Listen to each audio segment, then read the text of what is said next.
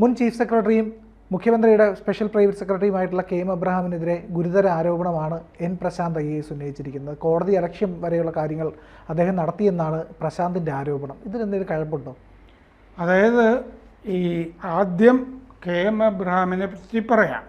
അദ്ദേഹം chief principal സെക്രട്ടറിയാണ് പിണറായി വിജയൻ്റെ. മുമ്പ് ചീഫ് സെക്രട്ടറി ആയിരുന്നു.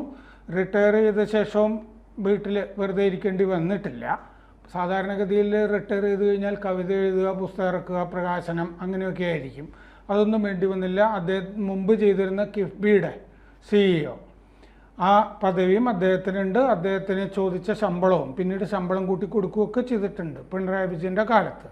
പിണറായി വിജയന് ഈ ഹൈക്കോടതിയിലെ ജസ്റ്റിസ് ബാബു അദ്ദേഹമാണ് വിധിച്ചിരിക്കുന്നത് CBI ഈ വരവിൽ കവിഞ്ഞ സ്വത്ത് സമ്പാദിച്ചതിൻ്റെ പേരിൽ കെ എം എബ്രഹാമിനെതിരെ FIR ഇട്ട് കേസ് അന്വേഷിക്കണം എന്ന് ഹൈക്കോടതി ജസ്റ്റിസ് കെ ബാബു ഉത്തരവിട്ടിരുന്നു. ഇപ്പോൾ കെ എം എബ്രഹാമിന് സ്റ്റേ കിട്ടിയിട്ടുണ്ട് സുപ്രീം കോടതിയിൽ നിന്ന് ആ അന്വേഷണം സംബന്ധിച്ച്. അത് കഴിഞ്ഞിട്ട് ഇപ്പോൾ കെ എം എബ്രഹാം കഴിഞ്ഞ ദിവസം ഇട്ട പോസ്റ്റ് അദ്ദേഹത്തിൻ്റെ വേണ്ടപ്പെട്ടവർക്ക് വേണ്ടിയിട്ട് എന്ന് അദ്ദേഹം പറഞ്ഞിട്ടുണ്ട്. അദ്ദേഹത്തിനെ സ്നേഹിക്കുന്നവരുമൊക്കെ കാണുമല്ലോ, കുടുംബാംഗങ്ങളുമൊക്കെ. അപ്പോൾ അവർ ബോധ്യപ്പെടാൻ വേണ്ടി പറഞ്ഞിരിക്കുന്നതാണെന്ന് പറഞ്ഞിട്ട് ഇട്ട പോസ്റ്റിൽ എബ്രഹാം പറയുന്നത് ഈ കോടതിയുടെ വിധി വിചിത്രമാണ്, അമ്പരപ്പിക്കുന്നതാണ്. ആർക്ക് അല്ലേ? അദ്ദേഹത്തിന് അമ്പരപ്പൊക്കെ തോന്നുന്നുണ്ടാകും, നാട്ടുകാർക്കൊന്നും അങ്ങനെ തോന്നുന്നുണ്ടാവില്ലല്ലോ. കാരണം വിധിയിൽ വസ്തുതകളുണ്ടെന്ന് നാട്ടുകാർക്ക് വേണമെങ്കിൽ പറയാം. ഒരു വീഡിയോയിലും എബ്രഹാം ഇത് വന്ന് പറഞ്ഞിട്ടുണ്ട്.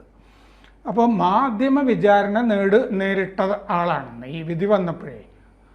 ഏത് കോടതി വിധി വന്നാലും പ്രസിദ്ധീകരിക്കില്ലേ അല്ലേ? അതെ, തീർച്ചയായും ആരായാലും പ്രസിദ്ധീകരിക്കും. പ്രത്യേകിച്ച് ഇങ്ങനെ സെലിബ്രിറ്റീസിൻ്റെ ഒക്കെ ആകുമ്പോൾ അത് കൂടുതൽ പെരുമ അതിനുണ്ടാവും. 2015 സർക്കാരിന് സ്വത്ത് വിവരങ്ങൾ പുള്ളി കൊടുത്തതാണെന്ന്, അതിലൊക്കെ കുഴപ്പമുണ്ടെന്നാണല്ലോ കേസിൽ വന്നത്. വിവരാവകാശ നിയമപ്രകാരം ഇത് ജോമോൻ പുത്തമ്പരക്കൽ ചോദിച്ചിരുന്നു, ഏത് ഈ സ്വത്ത് വിവരങ്ങൾ കൊടുത്തത്.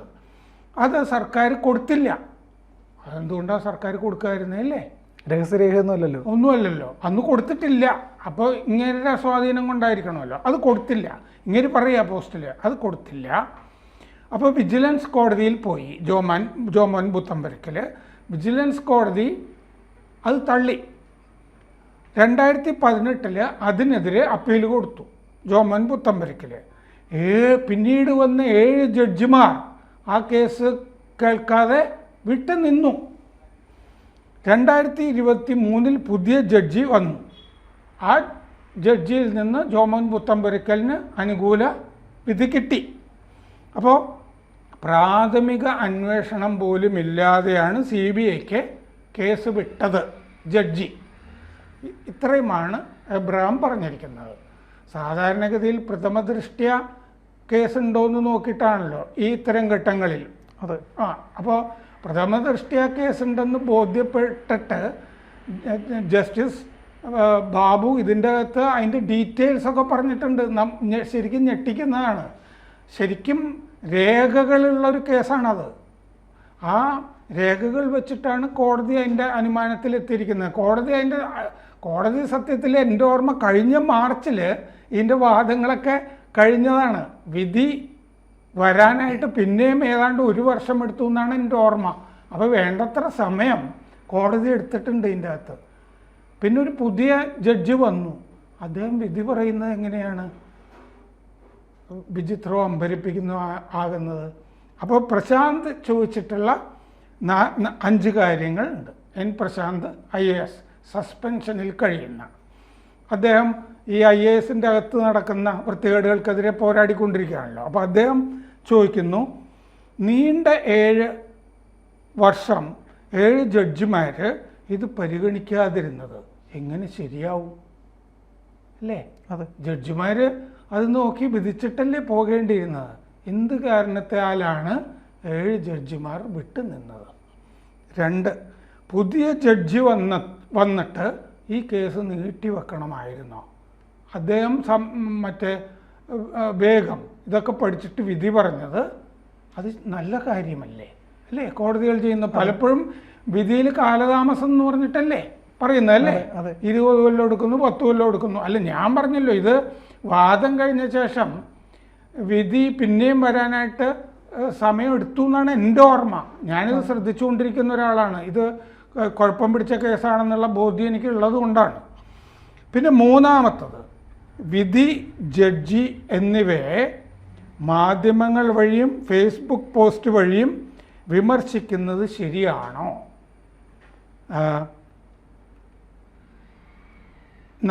അപ്പോൾ ഇത് കോർട്ടലക്ഷ്യമല്ലേ? നാലാമത്തത്, ജഡ്ജിക്ക് ഈ എബ്രഹാമിന് മറുപടി പറഞ്ഞിട്ടൊരു പരസ്യ പ്രസ്താവന നടത്താനുള്ള അവകാശമില്ല.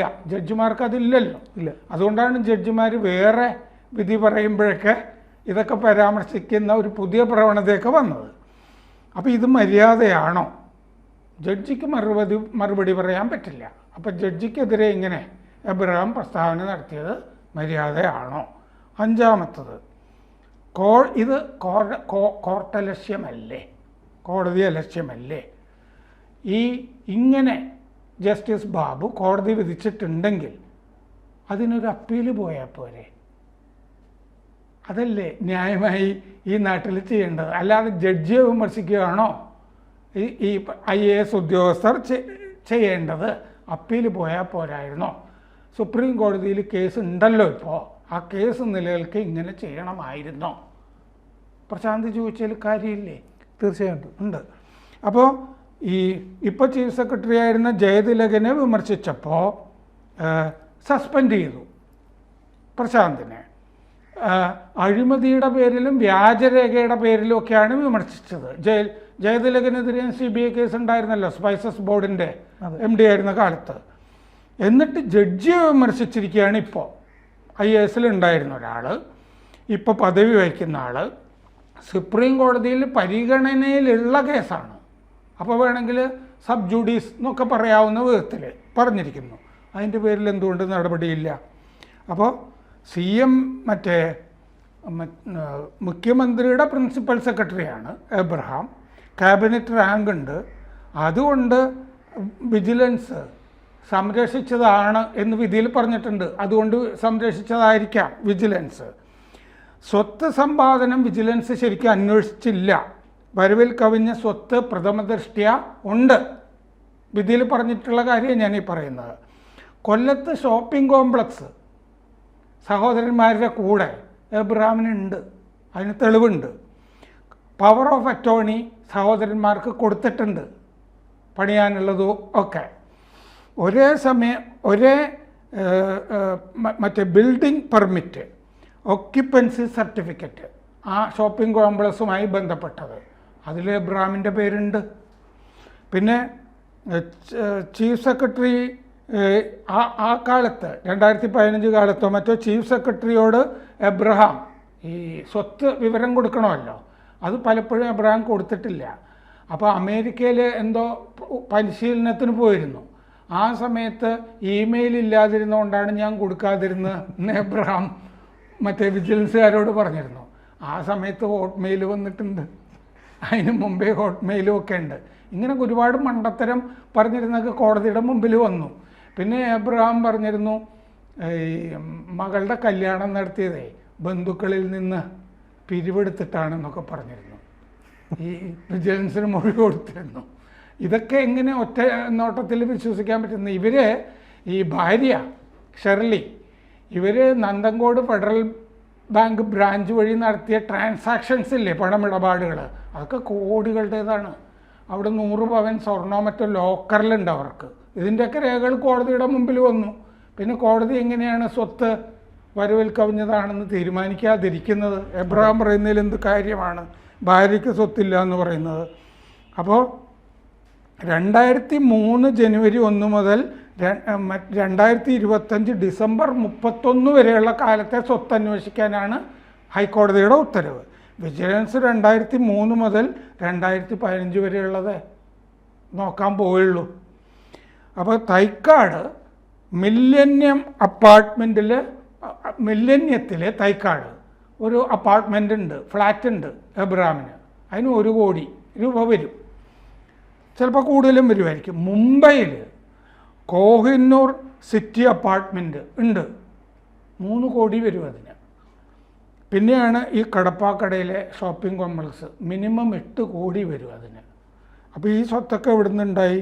വിജിലൻസ് ആകെ പറഞ്ഞിരിക്കുന്നത് 2000 മുതൽ 2009 വരെ 1.21 കോടി രൂപ വരുമാനം കിട്ടിയിട്ടുണ്ട് ശമ്പള ഇനത്തിൽ. ഇൻകം 1.81 കോടി ആണ്. വേറെയും ഇൻകം വന്നിട്ടുണ്ട്. അതുകൊണ്ട് ചെലവ് 22.27 ലക്ഷമായിരുന്നു, സമ്പാദ്യം 1.59 കോടിയാണ്. ഇതാണ് വിജിലൻസ് പറഞ്ഞിരിക്കുന്നത്. വിജിലൻസ് ഊരിക്കൊടുത്തതാണ് ഒറ്റ നോട്ടത്തിൽ ഈ കടലാസുകളും ഈ സ്വത്തും ഒക്കെ വെച്ചിട്ട്. ഈ സ്വത്തൊന്നും വിജിലൻസ് അന്വേഷിച്ചില്ല, ഈ അപ്പാർട്ട്മെൻറ്റുകൾ, ഈ കടപ്പാക്കടയിലെ ഷോപ്പിംഗ് കോംപ്ലക്സ്. അപ്പോൾ പ്രശാന്ത് ചോദിക്കുന്നതിൽ കാര്യമില്ലേ? പ്രശാന്തിന് നമ്മളെക്കാൾ കൂടുതൽ കാര്യം അറിയുന്നുണ്ടാവില്ലേ എബ്രഹാമിനെ പറ്റി?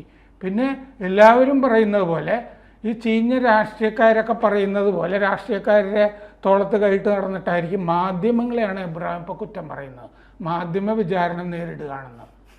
മാധ്യമ വിചാരണ മാധ്യമങ്ങൾ അവസാനിപ്പിക്കാൻ ഉദ്ദേശിക്കുന്നില്ല. കൂടുതൽ വാർത്തകളും വിശേഷങ്ങളും നിങ്ങളിലേക്ക് എത്താൻ ABC മലയാളം സബ്സ്ക്രൈബ് ചെയ്യുക, ബെൽബട്ടനും അമർത്തുക.